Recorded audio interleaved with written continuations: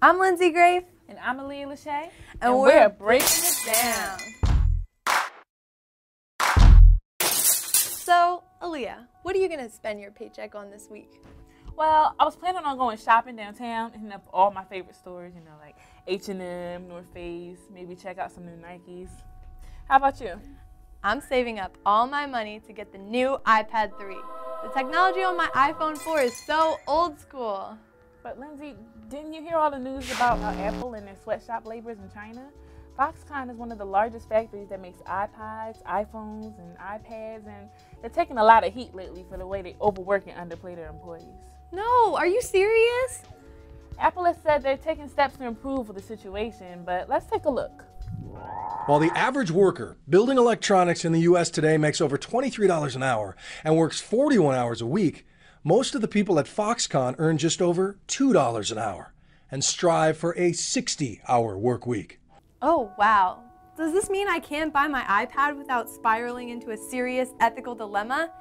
And what about you? All those clothing stores you mentioned have been investigated for using sweatshop labor and treating their workers really poorly. There are two sides to Nike. The public face, the hidden misery.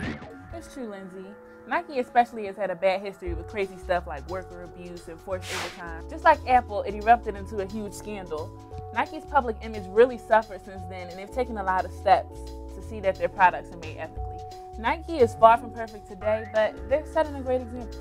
So, what can I do? It seems so overwhelming. I feel like I shouldn't buy any Apple products or shop at all my favorite stores. I bet a lot of people feel the same way. I know I do. Let's give some tips to our Poppin' fans that will make them more responsible shoppers. First of all, don't put too much of the burden on yourself. Make yourself aware of what's going on and then make your government leaders aware. Write to H&M or call Senator Bob Casey and let them know that it's important to you that the things you buy are made by happy, healthy, and well-paid workers. It's cool to rock name brand clothes and show off a fresh pair of Jordans, but there are a lot of ways to look good and promote positive things at the same time.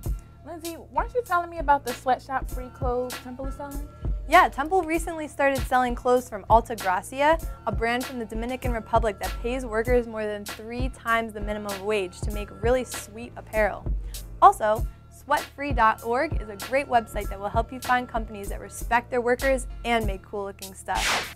Another tip, rep Philly, rep PA, rep Sweatshop Free. There are so many companies in PA and in our very own city that hand make a lot of stuff that you probably already buy.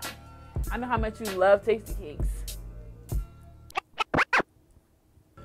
Did you know their factory has been in Philadelphia for almost 100 years? Oh yeah, and I heard that Gertrude Hawk, Palmer Chocolates, and Hershey's are all made in Pennsylvania. I love chocolate!